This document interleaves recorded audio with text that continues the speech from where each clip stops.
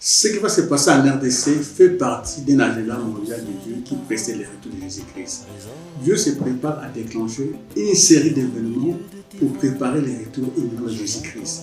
La RDC est le point de départ de ces événements-là. En bref, il faut savoir que l'ordre de Dieu est lié à 3 fêtes juives. La fête de la Pâque, la fête de la Pentecôte et la fête des Tabernacles. Les 2 premières fêtes ont déjà eu leur accomplissement en Jésus-Christ.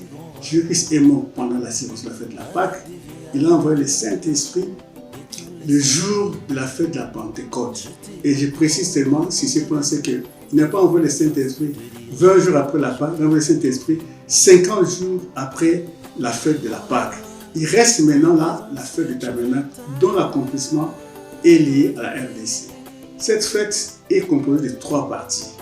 Le son de la trompette, le jour d'expiation et la fête pour des Tabernacles dont les caractéristiques sont dans la Bible. Comment sera donc la succession de ces événements en RDC? Je ne peux pas vous donner des dates, des années, car Dieu ne me les a pas données. Je sais seulement que ces événements sont liés au retour de Jésus-Christ. Jésus-Christ revient bientôt. Et ces événements sont liés au bientôt du retour de Jésus-Christ. Alors, voici comment va se passer réellement la succession des événements en RDC. Premièrement, il y aura beaucoup de sons de trompette. Ils vont sonner la trompette un peu comme Jean-Baptiste, en appelant les gens à la sanctification. Car il y aura un préjugement de Dieu dans le corps de Christ. Ce préjugement n'a rien à voir avec le jugement de la grande tribulation après l'enlèvement de l'Église. Ce préjugement est pour sanctifier le corps de Christ. Car Dieu se prépare à déverser une grande onction. Et l'onction ne peut pas coexister avec les péchés.